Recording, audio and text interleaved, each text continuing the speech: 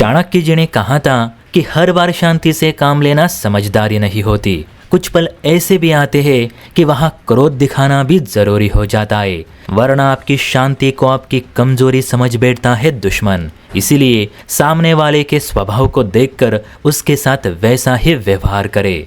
आज मैं चाणक्य जी का ये कोट्स आपको इसलिए बता रहा हूँ क्योंकि बीते दिनों भारत ने जो बांग्लादेश को चेतावनी दी थी उसका असर अब कहीं ना कहीं दिखने लगा है। और जैसा भारत सरकार ने बांग्लादेश के अंतरिम सरकार को कहा था, ठीक वैसा ही आज वो कर रही है। इसीलिए सही वक्त पर सही फैसले लेने भी जरूरी होते। तो बहुत मस्त खबर है, चलिए इसे विस्तार से समझते हैं। देखिए, आज से 2 दिन पहले मैंने एक वीडियो बनाई थी जिसमें हमने ये डिस्कस किया था कि बांग्लादेश में जो भारत के उच्चायुक्त प्रणय वर्मा है, उन्होंने भारत के विदेश विभाग से ये कहा था कि फिलहाल बांग्लादेश में हालात इतने बिगड़ चुके हैं कि हम जहाँ काम कर रहे हैं वो जगह भी सेफ नहीं रही, हमें यहाँ मारने पीटने की धमकियाँ दी जा रही है। इसीलिए भारत सरकार बांग्लादेश से बात करके हमारी सुरक्षा का इंतजाम करे।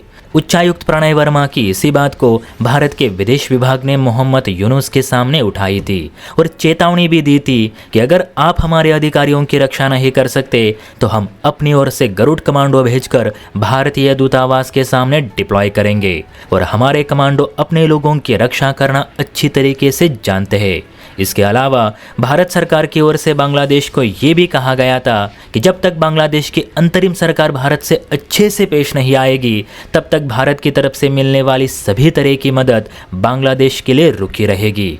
और देखिए दोस्तों, भारत के ये 2 तीखे लफ्ज आज काम कर गए। खबर निकल कर आ रही है कि भारत की चेतावनी के बाद अब यूनुस सरकार ने फौरन एक्शन लेते हुए बांग्लादेश की राजधानी ढाका में जो भारत के दूतावास एवं उच्चायुक्त थे उनकी सुरक्षा के लिए अब बीएसपी यानी बांग्लादेश स्पेशल पुलिस फोर्स लगा दी गई है। इसके अलावा जो प्रोटेस्ट उच्चायुक्त के सामने किए जा रहे थे, जो विरोधी दल के लोग प्रणय वर्मा को मारने की धमकियां दे रहे थे, उन्हें भी गिरफ्तार किया जा रहा है। अब बांग्लादेश की बीएनपी पार्टी ने तत्काल भारत की चेतावनी पर एक्शन लेनी इसलिए शुरू कर दी क्योंकि इस समय आर्थिक पैकेज से लेकर निवेश तक सबके लिए बांग्लादेश को भारत की ज़रूरत है। यूरोप वाले बांग्लादेश में इंटरेस्टेड नहीं।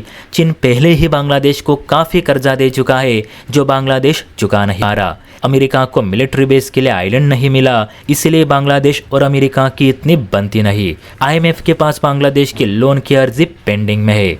तो कुल मिलाकर देखा जाए तो बांग्लादेश रोजमर्रा की चीज़ों के लिए 60% अकेले भारत पर ही निर्भर है।